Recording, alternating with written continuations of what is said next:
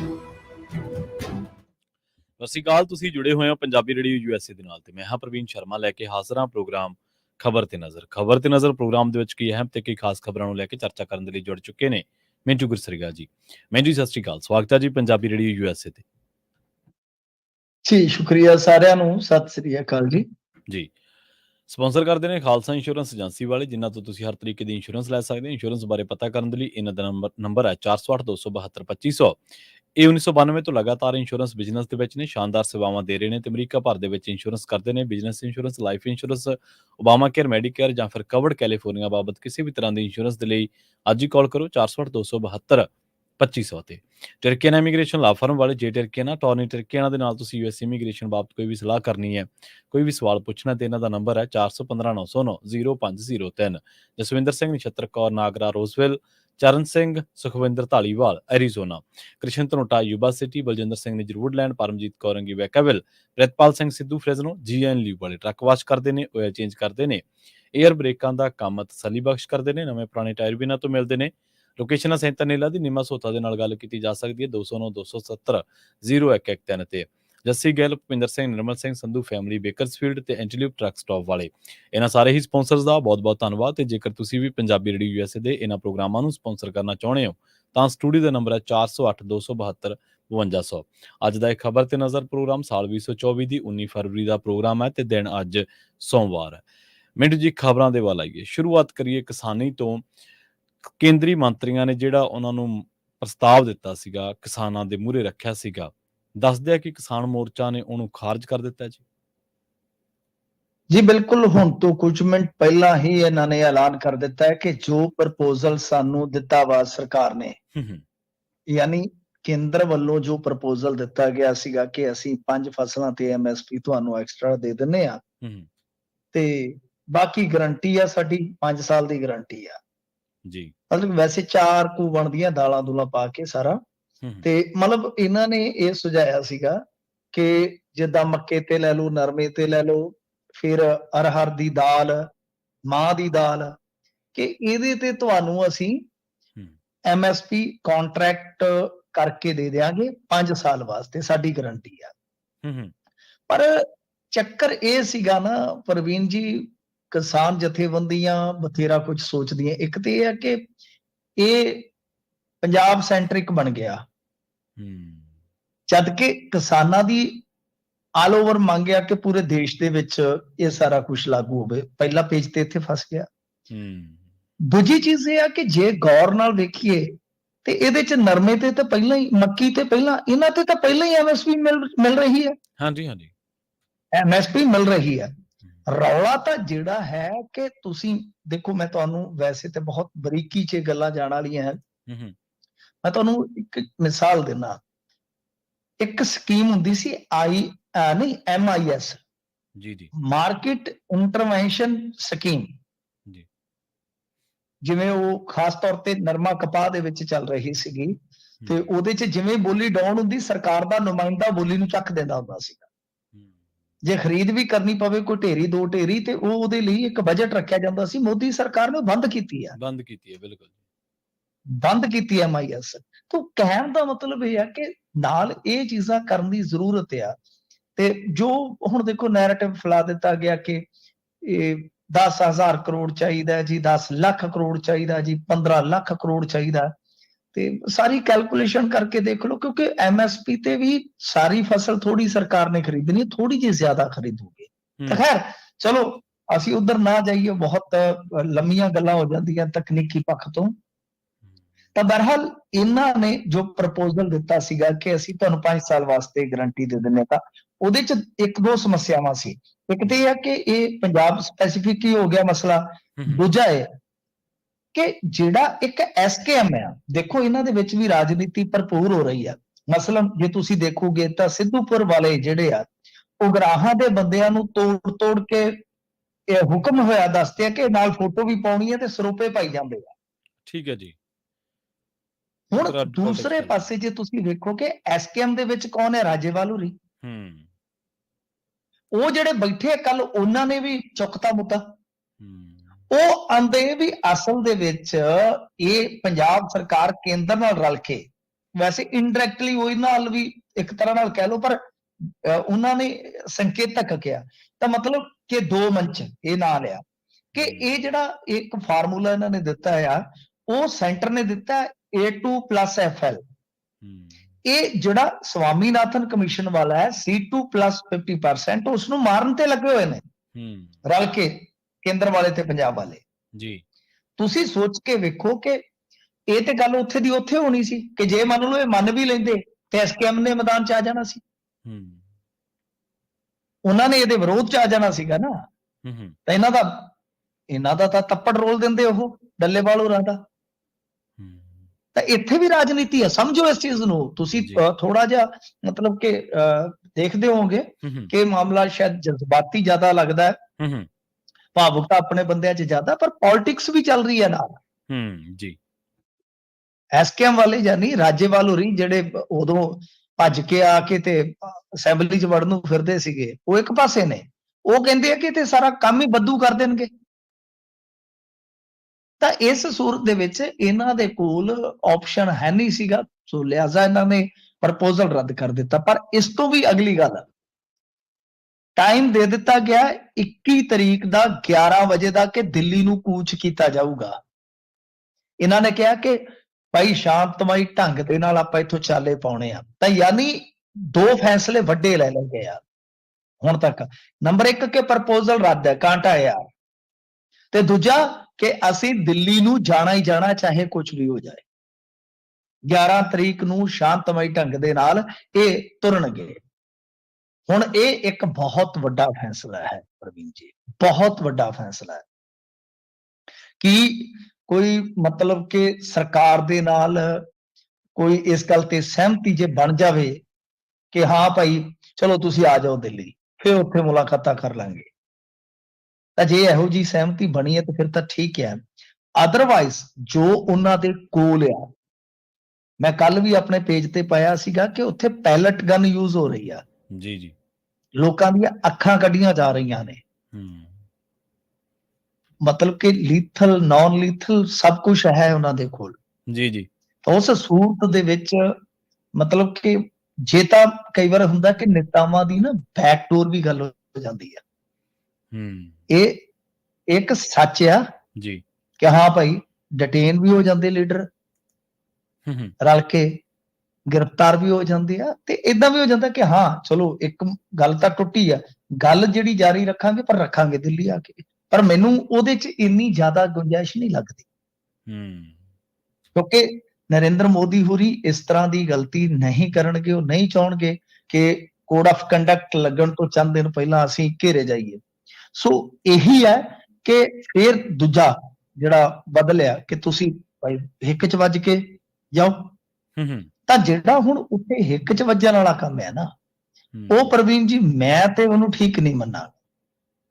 ਮੈਂ ਤੇ ਠੀਕ ਨਹੀਂ ਮੰਨਾਂਗਾ, ਕਿਉਂਕਿ ਉਹਨਾਂ ਨੇ ਵੀ ਜੋ ਰਜ਼ਮਾਇਸ਼ ਕਰਨੀ ਹੈ ਤੇ ਇਧਰੋਂ ਵੀ, ਤੇ ਬਸ ਇਹ ਆ ਕਿ ਹੁਣ ਇਹੋ ਸੁੱਖ ਸੁੱਖਦੇ ਆ ਕਿ ਨੁਕਸਾਨ ਨਾ ਹੋਵੇ, ਪਰ ਉਹਦੀ ਨੌਬਤ ਆ ਸਕਦੀ ਹੈ। ਤੁਹਾਨੂੰ ਮੈਂ ਹੁਣ ਦੱਸ ਦਿੰਦਾ, ਜੇ ਇਸ ਤਰ੍ਹਾਂ ਦੀ ਪਰਿਸਥਿਤੀ 'ਚ ਹੀ ਅੱਗੇ ਲੰਘਿਆ ਜਾਂਦਾ ਤੇ ਜੇ ਮਿਲ ਮਿਲਾ ਕੇ ਜਾਂ ਉਹ ਕੋਈ ਗੱਲ ਸੋਚਦੇ ਆ ਕਿ ਹਾਂ ਯਾਰ ਕੋਈ ਨਾ, ਦੇਖਦੇ ਅੱਗੇ ਕੀ ਬਣਦਾ, ਉਹ ਗੱਲਾਂ ਵੱਖਰੀਆਂ। ਪਰ ਇਸ ਸੂਰਤ ਦੇ ਵਿੱਚ ਜਦੋਂ ਉਹਨਾਂ ਦੇ ਕੋਲ ਸਾਰੇ ਹਥਿਆਰ ਆ, ਸਭ ਕੁਝ ਉਹ ਇਸਤੇਮਾਲ ਕਰਦੇ ਪਏ ਨੇ, ਸਾਡੇ ਸਾਹਮਣੇ ਆ, ਤੇ ਇਹ ਫਿਰ ਕਿਤੇ ਨਾ ਕਿਤੇ ਟਕਰਾਓ ਤਾਂ ਬੜਾ ਵੱਡਾ ਵੀ ਹੋ ਸਕਦਾ। ਬਾਕੀ ਹੁਣ ਦੇਖੋ ਕੀ ਬਣਦਾ। 21 ਤਰੀਕ ਨੂੰ ਇਹਨਾਂ ਨੇ ਦਿੱਲੀ ਕੂਚ ਦਾ ਸੱਦਾ ਦੇ ਦਿੱਤਾ। ਉਹਦਾ ਇਹ ਡੱਲੇਵਾਲ ਸਾਹਿਬ ਨੇ ਆਪ ਹੀ ਕਿਹਾ ਹੁਣ ਤੋਂ ਚੰਦ ਮਿੰਟ ਪਹਿਲਾਂ। ਜੀ। ਤੇ ਮਿੰਟੂ ਜੀ ਗੱਲ ਕਰੀਏ ਸੁਪਰੀਮ ਕੋਰਟ ਦੀ। ਸੁਪਰੀਮ ਕੋਰਟ ਨੇ ਚੰਡੀਗੜ੍ਹ ਮੇਅਰ ਚੋਣ ਦੇ ਬੈਲਟ ਪੇਪਰ ਕੱਲ ਪੇਸ਼ ਕਰਨ ਦਾ ਹੁਕਮ ਦਿੱਤਾ ਜੀ। ਹਾਂਜੀ ਦੇਖੋ, ਅੱਜ ਅਨਿਲ ਮਸੀਹ ਉੱਥੇ ਗਿਆ ਸੀਗਾ। ਅਨਿਲ ਮਸੀਹ ਨੂੰ ਉਹਨਾਂ ਨੇ ਡਾਇਰੈਕਟਲੀ ਸਵਾਲ ਪੁੱਛੇ ਕੁਝ ਕਿ ਹਾਂ ਵੀ ਤੂੰ ਨਿਸ਼ਾਨ ਲਾਏ ਸੀ? ਕਹਿੰਦਾ ਜੀ ਹਾਂਜੀ ਮੈਂ ਲਾਏ ਆ ਨਿਸ਼ਾਨ। ਤੇ ਕਹਿੰਦੇ ਜੀ ਕਾਤੋਂ? ਆਖੇ ਜੀ ਜਿਹੜੇ ਖਰਾਬ ਹੋ ਗਏ ਸੀਗੇ ਨਾ, ਮੈਂ ਉਹਨਾਂ ਤੇ ਐਕਸਟਰਾ ਨਿਸ਼ਾਨ ਲਾਏ, ਜਿਹੜੇ ਹੈ ਹੀ ਰਿਜੈਕਟ ਨੇ। ਜਿਹੜੀ ਵੋਟ ਸਮਝ ਰਹੇ ਹੋ ਨਾ, ਜਿਹੜੀ ਵੋਟ ਹੈ ਹੀ ਖਰਾਬ ਹੈ ਉਹਦੇ ਤੇ ਨਿਸ਼ਾਨ ਤੂੰ ਕਾਤੋਂ ਲਾ ਰਿਹਾ? ਅੱਛਾ, ਕਮਾਲ ਦੀ ਗੱਲ ਹੈ ਕਿ ਉਦੋਂ ਇਹਨਾਂ ਨੇ ਕਿਹਾ ਸੀਗਾ ਕਿ ਅਸੀਂ ਸਾਈਨ ਕਰ ਰਹੇ ਸੀਗੇ ਬੈਲਟ ਪੇਪਰਾਂ ਤੇ। ਤਾਂ ਗੱਲ ਇਹ ਹੈ ਕਿ ਇਹਨੂੰ ਡਾਇਰੈਕਟਲੀ ਪੁੱਛਿਆ ਗਿਆ, ਡਾਇਰੈਕਟਲੀ ਸੁਪਰੀਮ ਕੋਰਟ ਨੇ ਕਿਹਾ ਕਿ ਆ ਜਾ ਭਾਈ। ਵੀ ਤੂੰ ਇਹ ਦੱਸ ਕਿ ਬਈ ਗੱਲ ਸਿੱਧੀ ਤੇ ਸਾਫ਼ ਤੇ ਸਪਸ਼ਟ ਦੱਸ ਕਿ ਬਈ ਬੈਲਟ ਪੇਪਰਸ ਤੇ ਐਕਸ ਦਾ ਨਿਸ਼ਾਨ ਕਿਉਂ ਲਾਇਆ? ਹਾਂਜੀ। ਕਾਂਟਾ। ਜੀ ਜੀ ਜੀ। ਇਹਦੇ ਤੇ ਕਿਹਾ ਜੀ, ਕਹਿੰਦਾ 8 ਖਰਾਬ ਬੈਲਟ ਨਿਸ਼ਾਨ ਲਾਏ ਸੀਗੇ ਜੀ, 8 ਬੈਲਟ ਤੇ। ਸੁਪਰੀਮ ਕੋਰਟ ਨੇ ਕਿਹਾ ਕਿ ਤੇਰੇ ਤੇ ਕੇਸ ਚੱਲਣਾ ਚਾਹੀਦਾ 8 ਤੋਂ। ਕਹਿੰਦੇ ਕੋਈ ਨਹੀਂ, ਦੇਖਦੇ ਆ, ਲਿਆ। ਉਹਨਾਂ ਨੇ ਕੀ ਕੀਤਾ, ਜੋ ਹਾਈ ਕੋਰਟ ਦੇ ਵਿੱਚ ਜਮ੍ਹਾਂ ਕਰਵਾਏ ਗਏ ਬੈਲਟ, ਉਹਨਾਂ ਨੇ ਕਿਹਾ ਕਿ ਕੱਲ ਨੂੰ ਲਿਆਓ, ਕੱਲ ਨੂੰ ਹੀ ਸੁਣਵਾਈ ਹੋਏਗੀ। ਹੁਣ ਇਹ ਤਾਂ ਸਾਫ਼ ਹੋ ਗਿਆ ਨਾ ਕਿ ਇਸ ਬੰਦੇ ਨੇ ਨਿਸ਼ਾਨ ਲਾਇਆ, ਜਦ ਕਿ ਉਦਣ ਭਾਜਪਾ ਵਾਲੇ ਬੜੀ ਬੇਸ਼ਰਮੀ ਨਾਲ ਕਹਿ ਰਹੇ ਸੀ ਕਿ ਜੀ ਉਹ ਤਾਂ ਬੈਲਟ ਪੇਪਰਾਂ ਤੇ ਦਸਤਖਤ ਕੀਤੇ। ਈਵਨ ਦੈਟ ਇਸ ਬੰਦੇ ਨੇ ਵੀ ਕਿਹਾ। ਇਹਨੇ ਤੇ ਲੋਕਤੰਤਰ ਨੂੰ ਚੱਕ ਮਾਰ ਲਿਆ, ਦੰਦੀਆਂ ਮਾਰ-ਮਾਰ ਕੇ ਖਾ ਗਿਆ ਲੋਕਤੰਤਰ ਨੂੰ, ਲੋਕਤੰਤਰ ਤੇ ਚੀਕਾ ਮਾਰ ਰਿਹਾ। ਹੁਣ ਗੱਲ ਇਹ ਆ ਕਿ ਕੱਲ ਨੂੰ ਉਹ ਸਾਰਾ ਰਿਕਾਰਡ ਪੇਸ਼ ਕੀਤਾ ਜਾਏਗਾ, ਇੱਕ ਤੇ ਵੀਡੀਓਗ੍ਰਾਫੀ ਸਾਰੀ ਜਿਹੜੀ ਆ ਉਹ ਪੇਸ਼ ਕੀਤੀ ਜਾਊਗੀ, ਤੇ ਫਿਰ ਉਸ ਤੋਂ ਬਾਅਦ ਜਿਹੜੇ ਹੁਣ ਇਨਵੈਲਿਡ ਕਰਾਰ ਦਿੱਤੇ ਗਏ ਨੇ ਉਹ ਸੁਪਰੀਮ ਕੋਰਟ ਨੇ ਵੇਖਣੇ ਆ ਕਿ ਹਾਂ ਕੀ ਵਾਕਿਆ ਹੈ। ਤਾਂ ਹੁਣ ਇਹ ਸੁਪਰੀਮ ਕੋਰਟ ਤੇ ਨਿਰਭਰ ਕਰੇਗਾ ਕਿ ਕੀ ਉਸ ਰਿਜ਼ਲਟ ਨੂੰ ਮੰਨਿਆ ਜਾਂਦਾ ਜਾਂ ਉਸ ਰਿਜ਼ਲਟ ਨੂੰ ਕੈਂਸਲ ਕਰਕੇ ਇਹ ਵੋਟਾਂ ਇਹਨਾਂ ਦੇ ਹੱਕ ਚ ਆ ਜਾਂਦੀਆਂ, ਗੱਠਜੋੜ ਦੇ ਹੱਕ ਚ। ਤਾਂ ਇਹਨਾਂ ਨੂੰ ਜੇਤੂ ਕਰਾਰ ਦੇ ਦਿੱਤਾ ਜਾਂਦਾ ਜੀ ਜੀ। ਪਰ ਜੇ ਮੰਨ ਲਓ ਦੁਬਾਰਾ ਚੋਣ ਹੁੰਦੀ ਹੈ ਕੇਸ, ਤੇ ਫਿਰ ਭਾਜਪਾ ਵਾਲੇ ਜਿੱਤੇ ਪਏ, ਕਿਉਂਕਿ ਉਹਨਾਂ ਨੇ 3 ਇਨਕਲਾਬੀ ਇਹਨਾਂ ਦੇ ਤੋੜ ਲਿਆ ਰਾਤੀ। ਹੋਰ ਤੋੜ ਲਏ। ਹਿਸਾਬ ਲਾ ਲਓ ਕਿ 8 ਵਜੇ ਸੋਨਕਰ ਨੇ, ਜਿਹੜਾ ਮੇਅਰ ਉਧਰ ਨੇ, ਇਹਨਾਂ ਨੇ ਧੱਕੇ ਨਾਲ ਬਿਠਾਇਆ। ਹਾਂਜੀ। 8 ਵਜੇ ਅਸਤੀਫਾ ਪਿਆ ਦਿੰਦਾ ਤੇ 11 ਵਜੇ ਇਹ 3 ਇਨਕਲਾਬੀ ਉੱਥੇ ਕਹਿੰਦੇ ਜੀ ਮੋਦੀ ਸਾਹਿਬ ਦੇ ਰੰਗ ਚ ਰੰਗੇ ਗਏ ਅਸੀਂ, ਇਸ਼ਕ ਤੇਰੇ ਵਿੱਚ ਰੰਗੀ ਗਈ, ਇਸ਼ਕ ਤੇਰੇ ਵਿੱਚ ਰੰਗੀ। ਉਹ ਇੱਕ ਜਿਹੜਾ ਉਹ ਤੇ ਬੜੀ ਸ਼ਾਨ ਨਾਲ ਕਹਿ ਰਿਹਾ ਸੀ, ਕਹਿੰਦਾ ਮੈਂ ਪਹਿਲਾਂ ਵੀ ਆ ਗਿਆ ਸੀ ਭਾਜਪਾ ਚ, ਦਬਾ ਦਬੂ ਜਾ ਪਾ ਕੇ ਮੈਨੂੰ ਵਾਪਸ ਲੈ ਆਏ। ਤਾਂ ਖੈਰ ਮਤਲਬ ਕਿ ਉਹਨਾਂ ਦੇ 14 ਤੋਂ 17 ਪਲੱਸ ਕਿਰਨ ਖੇਰ 18 ਤੇ ਕਾਲੀਆਂ ਨੇ ਵੀ ਯਾਰੀ ਨਿਭਾ ਜਾਣੀ ਹੈ। 1.25 ਲੱਖ ਇਹਨਾਂ ਦਾ ਵੀ ਹੈਗਾ। ਹਾਂਜੀ। ਤਾਂ ਇਹਦਾ ਮਤਲਬ ਇਹ ਹੈ ਕਿ ਫਿਰ ਉਹ ਤੇ ਆਰਾਮ ਨਾਲ ਜਿੱਤਦੇ ਆ। ਪਰ ਜੇ ਸੁਪਰੀਮ ਕੋਰਟ ਉਸ ਰਿਜ਼ਲਟ ਨੂੰ ਮੰਨ ਲਓ ਇਨਵੈਲਿਡ ਕਰਾਰ ਦਿੱਤੇ, ਵੈਲਿਡ ਨੂੰ ਜਿਹੜਾ ਉਹ ਵੈਲਿਡ ਕਰਾਰ ਦੇ ਕੇ ਇਸ ਗੱਠਜੋੜ ਨੂੰ ਜੇਤੂ ਕਰਾਰ ਦੇ ਦਿੰਦਾ, ਤਾਂ ਇਹਨਾਂ ਦਾ ਭੋਗ ਪੈ ਗਿਆ। ਫਿਰ ਸਮਝ ਲਓ ਜਿਹੜਾ ਇਹਨਾਂ ਨੇ ਪ੍ਰਪੰਚ ਰਚਿਆ ਸੀਗਾ। ਤੋਂ ਬਹੁਤ ਦਿਲਚਸਪ ਹੋਏਗਾ ਕੱਲ ਨੂੰ ਇਹ ਸਾਰਾ ਕੁਝ ਵੇਖਣਾ ਕਿ ਕਿਹਦੇ ਹੱਕ 'ਚ ਫੈਸਲਾ ਜਾਂਦਾ ਜਾਂ ਕੀ ਸੁਪਰੀਮ ਕੋਰਟ ਕੋਈ ਹੋਰ ਟਾਈਮ ਲੈਂਦਾ। ਪਰ ਇਹ ਸਾਫ਼ ਹੈ, ਸਪਸ਼ਟ ਆ ਕਿ ਤੁਸੀਂ ਵੇਖ ਲਓ ਕਿ ਇੱਕ ਪਾਸੇ ਸੁਪਰੀਮ ਸੁਣਵਾਈ ਚੱਲ ਰਹੀ ਆ, ਝਾੜਾਂ ਫਟਕਾਰਾਂ ਇੱਥੋਂ ਤੱਕ ਕਿ ਪ੍ਰੈਜ਼ਾਈਡਿੰਗ ਅਫਸਰ ਨੂੰ ਹੋ ਸਕਦਾ ਕਾਨੂੰਨੀ ਕਾਰਵਾਈ ਦਾ ਵੀ ਸਾਹਮਣਾ ਕਰਨਾ ਪਵੇ। ਪਰ ਅਦਰ ਹੈਂਡ ਤੁਸੀਂ ਦੇਖੋ, ਦੂਸਰੇ ਪਾਸੇ ਤੁਸੀਂ ਵੇਖੋ ਕਿ ਉਹ ਬੰਦੇ ਤੋੜਨ ਤੋਂ ਹਾਲੇ ਵੀ ਆਵਾਜ਼ ਨਹੀਂ ਆ ਰਹੀ। ਸੁਪਰੀਮ ਕੋਰਟ ਨੇ ਵੀ ਇਹਦੇ ਤੇ ਮੇਰੇ ਖਿਆਲ ਦੇ ਨਾਲ ਨਾਰਾਜ਼ਗੀ ਜਤਾਈ। ਜੀ ਜੀ, ਬਿਲਕੁਲ ਜਤਾਈ ਹੈ ਜੀ, ਬਿਲਕੁਲ। ਤੇ ਮੈਨੂੰ ਜੀ ਗੱਲ ਕਰਕੇ ਅੰਮ੍ਰਿਤਪਾਲ ਸਿੰਘ ਦੀ ਜੇਲ੍ਹ ਦੇ ਵਿੱਚ ਬੰਦ, ਕਹਿੰਦੇ ਅੰਮ੍ਰਿਤਪਾਲ ਸਿੰਘ ਦੀ ਕੋਈ ਕਥਿਤ ਆਡੀਓ ਵਾਇਰਲ ਹੋ ਗਈ ਜੀ। ਦੇਖੋ ਇਹ ਆਡੀਓ ਵਾਇਰਲ ਹੋਈ ਨਹੀਂ, ਆਡੀਓ ਵਾਇਰਲ ਕੀਤੀ ਗਈ ਆ ਜੀ। ਪਹਿਲੀ ਗੱਲ ਤੇ ਆ ਇਹ ਹੋਈ ਕਿਵੇਂ ਆ। ਦੇਖੋ ਇਹਨਾਂ ਦੀ ਗੱਲਬਾਤ ਟੈਲੀਫੋਨਾਂ ਤੇ ਹੁੰਦੀ ਸੀਗੀ, ਉਧਰੋਂ ਟੈਲੀਫੋਨ ਲਾ ਕੇ ਮਤਲਬ ਕਿ ਇੱਕ ਮੈਸੇਜ ਦੇ ਕੇ ਇਧਰੋਂ ਕਿਸੇ ਨੇ ਮੰਨ ਲਓ ਰਿਕਾਰਡ ਕਰ ਲਿਆ। ਠੀਕ ਹੈ ਜੀ। ਸ਼ਾਇਦ ਇਮਾਨ ਸਿੰਘ ਖਾਰਾ ਨੇ ਕੀਤਾ ਹੈ ਜੀ। ਉਸ ਤੋਂ ਬਾਅਦ ਫਿਰ ਉਹ ਫੈਲਾਇਆ ਗਿਆ ਜੀ। ਹੁਣ ਇਹ ਬਿਲਕੁਲ ਜਿੱਦਾਂ ਕਹਿ ਲਈਏ ਕਿ ਕਿਸਾਨੀ ਅੰਦੋਲਨ ਦੇ ਵਿੱਚ ਆਇਆ ਤੇ ਉੱਥੇ ਵੀ ਇੱਕ ਧੜਾ ਹੈਗਾ ਜਿਹੜਾ ਕਹਿੰਦਾ ਕਿ ਬੰਦੀ ਸਿੰਘਾਂ ਦੀ ਗੱਲ ਕਰੋ, ਅਮਰਤਪਾਲ ਸਿੰਘ ਦੀ ਗੱਲ ਕਰੋ। ਪਹਿਲੀ ਗੱਲ ਤੇ ਆ ਜੀ ਜੀ।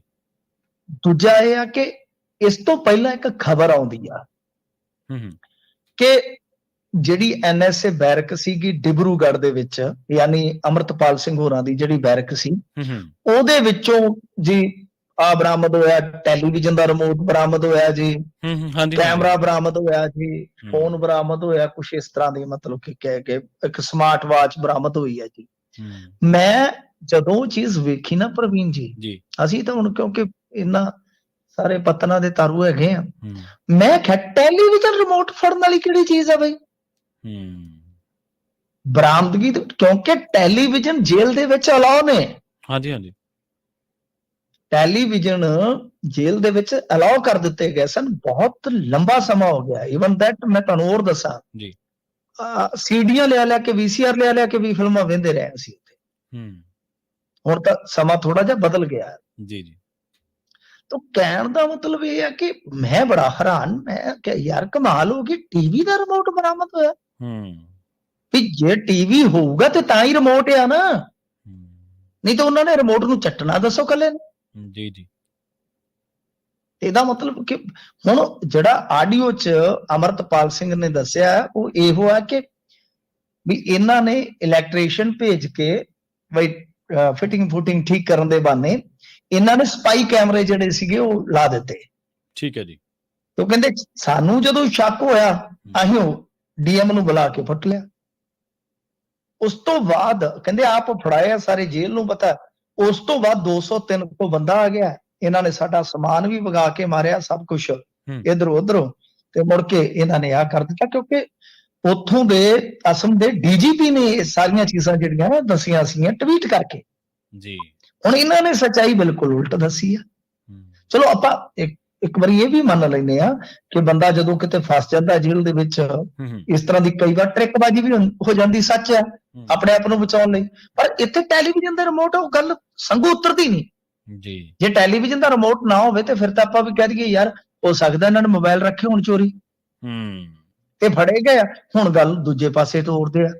ਪਰ ਉੱਥੇ ਹੈ ਕਿ ਮਸਲਾ ਕਿ ਉਹ ਘੜੀ ਵੀ ਜਵਾਕਾਂ ਵਾਲੀ ਆ, ਕੀ ਚੱਲ ਰਿਹਾ ਪਤਾ ਨਹੀਂ ਹੈ। ਤਾਂ ਖੈਰ ਇਹਨਾਂ ਨੇ ਤਾਂ ਸੱਦਾ ਦਿੱਤਾ ਬਈ, ਮਤਲਬ ਕਿ ਬਈ ਜੋ ਹੁਣ ਇਹਨਾਂ ਨੂੰ ਤੁਸੀਂ ਥੋੜਾ ਜਿਹਾ ਤੇਲ ਸਰਕਾਰਾਂ ਨੂੰ ਪੁੱਛੋ, ਇਹਨਾਂ ਨੂੰ ਭਗਵੰਤ ਮਾਨ ਹੋਰਾਂ ਨੂੰ, ਤਾਂ ਬਿਲਕੁਲ ਸਰਕਾਰ ਨੂੰ ਚਾਹੀਦਾ। ਵੇਖੋ ਮੈਂ ਵਾਰ-ਵਾਰ ਕਹਿਣਾ ਕਿ ਕੋਈ ਨਜ਼ਰਬੰਦ ਹੈ, ਬੰਦੀ ਹੈ, ਉਹਦੇ ਵੀ ਅਧਿਕਾਰ ਹੁੰਦੇ ਆ। ਕੀ ਹੋਇਆ, ਚਲੋ ਕਾਨੂੰਨ ਦੀ ਨਜ਼ਰ ਚੋਂ ਗੁਨੇਗਾਰ ਨੇ, ਪਰ ਤੁਹਾਡੇ ਇੱਥੋਂ ਦੇ ਪੰਜਾਬ ਦੇ ਵਸਨੀਕ ਤੇ ਹੈਗੇ ਨੇ ਨਾ। ਬਿਲਕੁਲ ਜੀ। ਇਹ ਵੇਖੋ ਤਾਂ ਸਹੀ ਕਿ ਉੱਥੇ ਪਰਾਈ ਜੇਲ੍ਹ ਦੇ ਵਿੱਚ ਹੋ ਕੀ ਰਿਹਾ ਹੈ, ਕਿੰਨਾ ਕੁ ਉਹਨਾਂ ਨੂੰ ਤੰਗ ਕੀਤਾ ਜਾ ਰਿਹਾ। ਕਿਉਂਕਿ ਨਾਲ ਇਹ ਵੀ ਗੱਲ ਅਮਰਤਪਾਲ ਸਿੰਘ ਨੇ ਦੱਸੀ ਆ ਕਿ ਅਸੀਂ ਰੋਟੀ ਛੱਡਤੀ ਆ ਜੀ, 16 ਦੀ, ਸ਼ਾਇਦ 16 ਕਿ 17 ਦੀ ਰੋਟੀ ਉਹ ਕਹਿੰਦੇ ਨੇ ਛੱਡਤੀ ਅਸੀਂ, ਸਾਨੂੰ ਮਤਲਬ ਕਿ 3 ਦਿਨ ਫਿਰ ਹੋ ਗਏ, 16 ਅੱਜ 19 ਹੈ ਇੰਡੀਆ 'ਚ, ਕਿ ਰੋਟੀ ਛੱਡ ਦਿੱਤੀ ਹੈ। ਤੇ ਕੁਛ ਕੁ ਜਿਹੜੇ ਸਾਡੇ ਨਾਲ ਦੇ ਸਿੰਘ ਆ ਉਹ ਬਹੁਤ ਢਿੱਲੇ ਆ ਇਸ ਟਾਈਮ। ਹੁਣ ਰੋਟੀ ਛੱਡਣੀ, ਪਾਣੀ ਛੱਡਣਾ ਬਹੁਤ ਔਖਾ ਹੁੰਦਾ ਕਿਉਂਕਿ ਨਜ਼ਰਬੰਦ ਬੰਦੀ ਕੋਲ ਉੱਥੇ ਕੁਝ ਨਹੀਂ ਚਾਰਾ ਹੁੰਦਾ। ਜੀ ਜੀ, ਇਹੀ ਹੁੰਦਾ ਹੜਤਾਲ ਕਰ ਦਿਓ ਫਿਰ। ਤਾਂ ਇੱਕ ਤੇ ਹੁੰਦੀ ਹੜਤਾਲ ਕਿ ਟੈਂਪਰੇਰੀ ਜੀ ਬੰਦੇ ਨੇ ਕੀਤੀ, ਡਰਾਵਾ ਜਿਹਾ ਮਾਰਿਆ। ਇੱਕ ਫਿਰ ਤੁਹਾਨੂੰ ਪਤਾ ਇਹੋ ਜਿਹੇ ਬੰਦੇ ਫਿਰ ਇਹ ਵੀ ਨਹੀਂ ਹੈ ਨਾ ਕਿ ਹੰਗਰ ਸਟ੍ਰਾਈਕ ਕਰਕੇ ਕਿ ਮੁੜ ਕੇ ਪਿੱਛੇ ਮੁੜ ਜਾਣਗੇ। ਤਾਂ ਸਰਕਾਰ ਨੂੰ ਵੇਖਣਾ ਚਾਹੀਦਾ, ਦੇਖਣ ਇਹ ਕਿ ਮਸਲਾ ਉੱਥੇ ਕੀ ਚੱਲਦਾ ਪਿਆ, ਕੀ ਗੱਲ ਆ। ਇੱਥੇ ਅਮਰਤਪਾਲ ਸਿੰਘ ਦਾ ਪਰਿਵਾਰ ਆ, DC ਨੂੰ ਕਹਿਣ, ਉੱਥੋਂ ਦੇ DC ਨਾਲ ਜਾਂ ਜੇਲਰ ਨਾਲ ਸੰਪਰਕ ਕਰਨ ਕਿ ਕੀ ਚੱਲਣ ਡਿਆ ਬਈ। ਸੋ ਇਹ ਕਹਾਣੀ ਨਿਕਲੀ ਹੈ ਇਸ ਆਡੀਓ ਵਾਇਰਲ ਦੇ ਪਿੱਛੇ।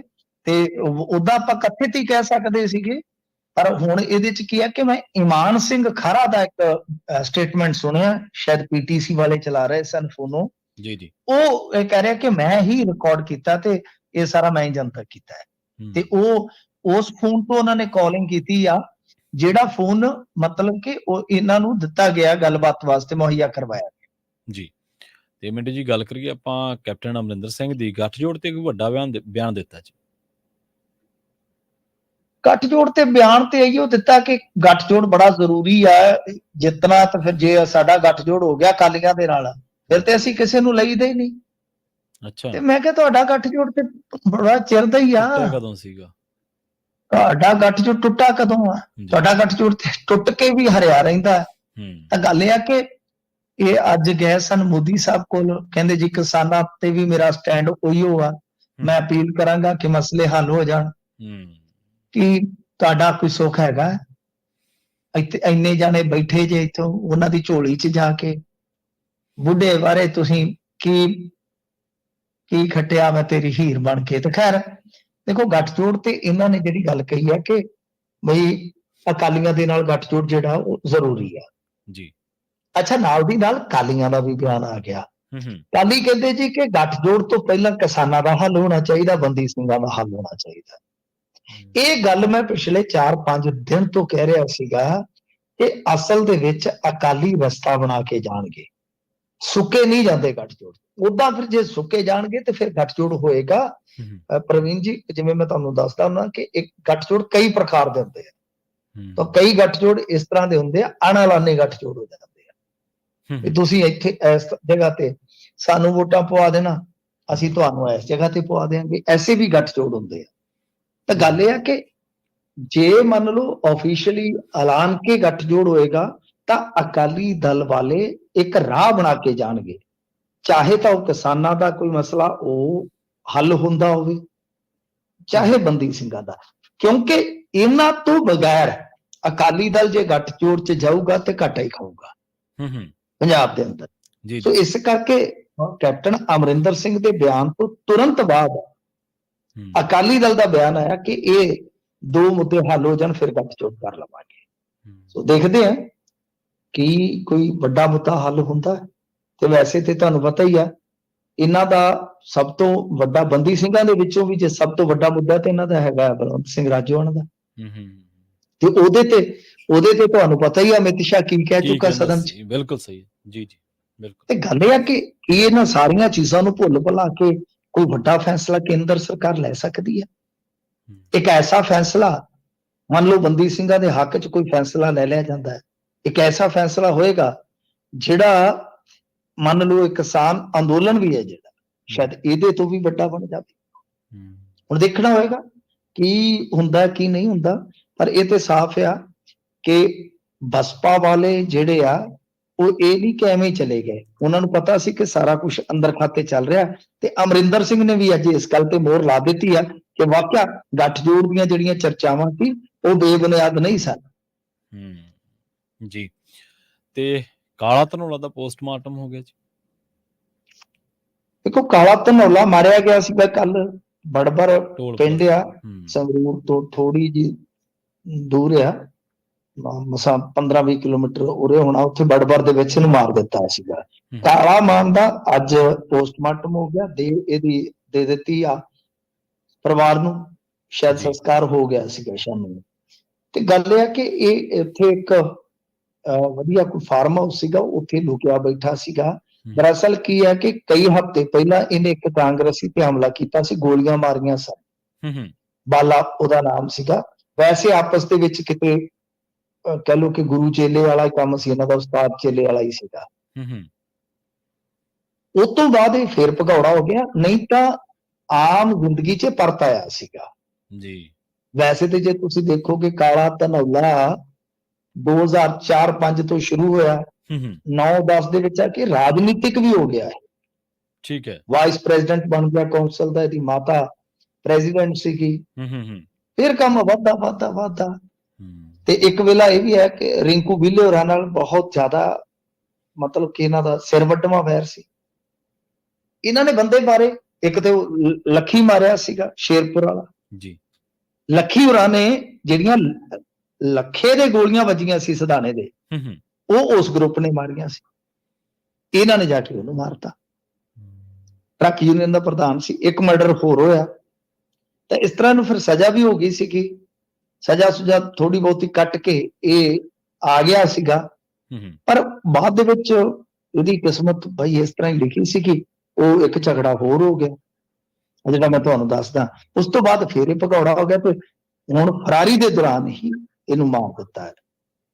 ਇਹ ਐਂਟੀ ਗੈਂਗਸਟਰ ਟਾਸਕ ਫੋਰਸ ਵਾਲੇ ਕਹਿੰਦੇ ਜੀ ਕਿ ਅਸੀਂ ਜਦੋਂ ਘੇਰਾ ਪਾਇਆ, ਇਹਨੂੰ ਸਰੈਂਡਰ ਕਰਨ ਵਾਸਤੇ ਆਖਿਆ ਤੇ ਇਹਨਾਂ ਨੇ ਹਮਲਾ ਕਰ ਦਿੱਤਾ ਸਾਡੇ ਤੇ, ਜਿਹਦੇ ਕਰਕੇ ਅਸੀਂ ਵੀ ਹਮਲਾ ਕੀਤਾ ਬਰੋਬਰ। ਜਵਾਬੀ ਕਾਰਵਾਈ ਦੇ ਵਿੱਚ ਫਿਰ ਇਹ ਮਾਰਿਆ ਗਿਆ ਜੀ। ਤਾਂ ਕਾਲਾ ਧਨੌਲਾ ਪ੍ਰਤੱਖ ਤੌਰ ਤੇ ਮਿਸਾਲ ਹੈ ਕਿ ਰਾਜਨੀਤੀ ਨੇ ਕਿਸ ਤਰ੍ਹਾਂ ਇਹਨੂੰ ਅੱਗੇ ਵਧਾਇਆ ਸੀਗਾ, ਕਿਉਂਕਿ ਉੱਥੇ ਉਸ ਵੇਲੇ ਬਰਨਾਲੇ ਦੇ ਵਿੱਚ ਇੱਕ ਅਕਾਲੀ ਲੀਡਰ, ਵਿਧਾਇਕ ਉਸ ਟਾਈਮ ਇਹ ਸਾਰੇ ਬੰਦੇ ਹੀ ਸਪੋਰਟ ਕਰਦੇ ਸੀ। ਫਿਰ ਹਾਲਾਂਕਿ ਕਾਲਾ ਜਿਹੜਾ ਕੁਝ ਸਮਾਂ ਇਹਨਾਂ ਦੇ ਨਾਲ ਵੀ ਰਿਹਾ, ਆਮ ਆਦਮੀ ਪਾਰਟੀ ਵਾਲਿਆਂ ਨਾਲ ਵੀ। ਫਿਰ ਜਿਹੜੀ ਜ਼ਿਮਨੀ ਚੋਣ ਹੋਈ ਸੀ ਸੰਗਰੂਰ ਵਾਲੀ, ਉਹਦੇ ਚ ਸਿਮਰਨਜੀਤ ਸਿੰਘ ਮਾਨ ਦੇ ਧੜੇ ਨਾਲ ਚਲਾ ਗਿਆ ਸੀਗਾ, ਉਧਰ ਸਪੋਰਟ ਕੀਤੀ ਜੀ। ਤਾਂ ਮਤਲਬ ਇਹ ਸਾਰਾ ਕੁਝ ਹੈ ਜਿਹੜਾ ਰਾਜਨੀਤੀ ਦੇ ਪੈਰੋਂ ਹੀ ਵਿਗੜਦਾ ਇੱਥੋਂ ਤੱਕ ਚੱਲਿਆ, ਕਿਉਂਕਿ ਜਦੋਂ ਕਾਲੇ ਦੀ ਪੂਰੀ ਮਤਲਬ ਕਿ ਠੁੱਕ ਵੱਜ ਗਿਆ, ਰਾਜਨੀਤੀ ਨੇ ਵਰਤਿਆ, ਇਹ ਰਾਜਨੀਤੀ ਨੂੰ ਵਰਤ ਰਿਹਾ ਸੀਗਾ। ਸੌਦਾ ਤੇ ਇਹੀ ਹੁੰਦਾ ਹੈ ਨਾ ਜੀ। ਅਖੀਰ ਫਿਰ ਉਹ ਚੀਜ਼ਾਂ ਜਿਹੜੀਆਂ ਹੌਲੀ ਹੌਲੀ ਬਦਲ ਗਈਆਂ, ਕਾਲਾ ਧਨੌਲਾ ਮਾਰਿਆ ਗਿਆ। ਬਹੁਤ ਹੈ ਤਾਂ ਵੈਸੇ ਨਾਂ ਤੇ ਕਾਹਦਾ ਹੁੰਦਾ, ਬਦਨਾਮ ਹੀ ਹੁੰਦਾ ਬੰਦਾ, ਪਰ ਇਹ ਬਹੁਤ ਜ਼ਿਆਦਾ ਉੱਥੇ ਮਤਲਬ ਕਿ ਉਸ ਏਰੀਏ ਦੇ ਵਿੱਚ ਪੂਰਾ ਜਿੱਦਾਂ ਕਹ ਲਈਏ ਗੂੰਜਦਾ ਨਾਂ ਸੀ। ਜੀ। ਤੇ ਅਰਵਿੰਦ ਕੇਜਰੀਵਾਲ ਦੀ ਗੱਲ ਕਰੀਏ, ਈਡੀ ਅੱਗੇ ਫੇਰ ਨਹੀਂ ਪੇਸ਼ ਹੋਏ ਜੀ। ਦੇਖੋ ਅਰਵਿੰਦ ਕੇਜਰੀਵਾਲ ਅੱਗੇ ਵੀ ਆਪਾਂ ਗੱਲ ਕੀਤੀ ਆ ਕਿ ਕੋਡ ਆਫ ਕੰਡਕਟ ਨੂੰ ਉਡੀਕਦੇ ਆ, ਅੱਖੀਆਂ ਉਡੀਕਦੀਆਂ, ਦਿਲ ਵਾਜਾ ਮਾਰਦਾ। ਵੀ ਗੱਲ ਇਹ ਆ ਕਿ ਕਿਸੇ ਤਰੀਕੇ ਦੇ ਨਾਲ ਅਸੀਂ ਆਪਣਾ ਟਾਈਮ ਟਪਾ, ਮਿੱਤਰਾਂ ਵਾਲੀ ਗੱਲ ਆ ਵੀ ਟਾਈਮ ਟਪਾ ਲਈਏ ਤੇ ਉਸ ਤੋਂ ਬਾਅਦ ਫਿਰ ਕੋਡ ਆਫ ਕੰਡਕਟ ਲੱਗ ਜਾਵੇ। ਚਲੋ ਈਡੀ ਵਾਲੇ ਵੀ ਇੰਨੇ ਬਹਾਨੇ ਆਪਦੇ ਘਰ ਉਹ ਆਉਣਗੇ, 4 ਦਿਨ ਲਾ ਆਉਣਗੇ। ਅਦਰਵਾਈਜ਼ ਤੁਸੀਂ ਦੇਖੋ ਕਿ ਈਡੀ ਵਾਲਿਆਂ ਨੂੰ ਤਾਂ ਮੈਨੂੰ ਲੱਗਦਾ ਕਿ ਨਹਾਉਣ ਧੋਣ ਦਾ ਵੀ ਮੌਕਾ ਨਹੀਂ ਦਿੰਦੇ ਮੋਦੀ ਸਾਹਿਬ, ਭਜਾਈ ਫਿਰਦੇ ਨੇ ਕਦੇ ਇੱਧਰ ਕਦੇ ਉੱਧਰ। ਤਾਂ ਇਹਨਾਂ ਨੇ ਅੱਜ ਕੀ ਕੀਤਾ, ਹੁਣ ਦੇਖੋ ਗੱਲ ਇਹ ਕਿ ਯੁੱਗ ਨੂੰ ਯੁੱਗ ਹੀ ਟੱਕਰਿਆ ਵੈਸੇ ਤੇ। ਇਹਨਾਂ ਨੇ ਅੱਜ ਉੱਥੇ ਮਤਲਬ ਕਿ ਕਾਰਵਾਈ ਰੱਖੀ ਸੀ ਕਿ ਵਿਧਾਨ ਸਭਾ ਦੀ। ਹੁਣ ਵਿਧਾਨ ਸਭਾ ਨੂੰ ਕੀ ਚੈਲੰਜ ਕਰੋਗੇ ਜੀ? ਇਹ ਕਹਿੰਦੇ ਜੀ ਭਰੋਸੇ ਦਾ ਮਤ ਲਿਆਓ, ਮਤਾ। ਇਹਨਾਂ ਨੇ ਭਰੋਸੇ ਵਾਲਾ ਉਹ ਕਾਰਵਾਈ ਸ਼ੁਰੂ ਕਰ ਦਿੱਤੀ, ਟਾਈਮ ਹੀ ਟਪਾਉਣਾ।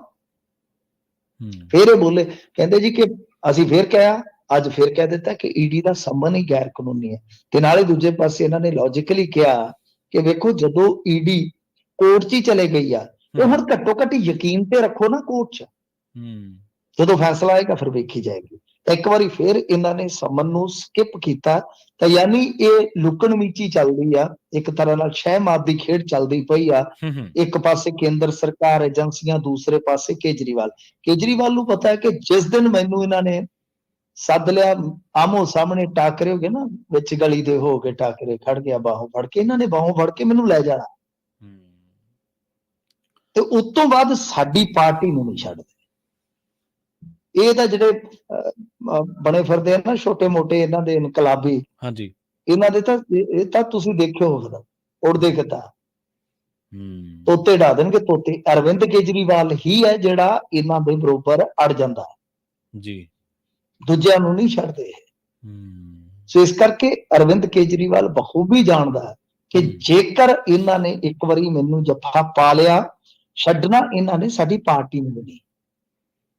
ਸੋ ਇਸ ਕਰਕੇ ਕਿਉਂਕਿ ਸੰਜੇ ਸਿੰਘ ਅੰਦਰ ਹੈ, ਵੱਡਾ ਲੀਡਰ, ਇਹ ਜਿਹੜਾ ਸਿਸੋਦੀਆ ਵੱਡਾ ਲੀਡਰ ਹੈ, ਉਹ ਅਸਲ ਦੇ ਵਿੱਚ ਈਡੀ ਦਾ ਜਿਹੜਾ ਤੁਹਾਨੂੰ ਦੱਸਾਂ ਨਾ, ਈਡੀ ਦੇ ਵਿੱਚ ਇਹਨਾਂ ਨੇ ਜਿਹੜਾ ਕੀਤਾ ਸੀਗਾ ਨਾ ਬਦਲਾਅ, ਜੀ ਉਹਨੇ ਐਸੀ ਤੈਸੀ ਫੇਰ ਦਿੱਤੀ ਹੈ।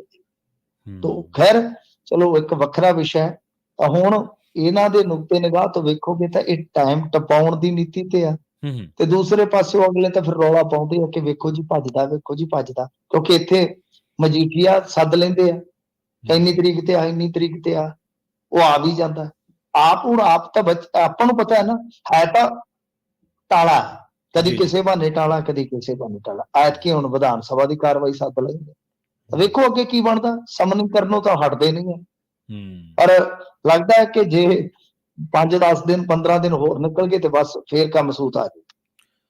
ਹਾਂਜੀ, ਜਦੋਂ ਪਿੱਛੇ ਜੇ ਜ਼ਿਆਦਾ ਈਡੀ ਸਰਗਰਮ ਹੋਈ ਸੀ, ਉਦੋਂ ਫਿਰ ਪੰਜਾਬ 'ਚ ਵਿਪਾਸਨਾ ਵੀ ਬਣਾ ਲਈ ਸੀ ਇਹਨਾਂ ਨੇ, ਵਿਪਾਸਨਾ ਕੇਂਦਰ ਖੋਲ ਲਿਆ ਸੀ। ਹਾਂਜੀ ਉਹੀ ਆ ਨਾ, ਕੋਈ ਨਾ ਕੋਈ ਚੱਕਰ ਤੇ ਚਲਾਉਣਾ ਪੈਂਦਾ ਹੀ ਆ।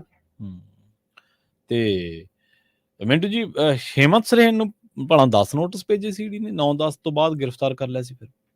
9-10 ਮਿਕਸ ਸੀ ਕਿ ਈਡੀ ਕੇਜਰੀਵਾਲ ਮੇਰੇ ਖਿਆਲ 6ਵੇਂ-7ਵੇਂ ਦੇ ਵੀ ਉੱਪਰ ਚੁੱਕੇ ਆ। 6ਵਾਂ ਸੀਗਾ ਮੇਰੇ ਖਿਆਲ ਦੇ ਨਾਲ। ਹਾਂਜੀ 6ਵੇਂ-7ਵੇਂ।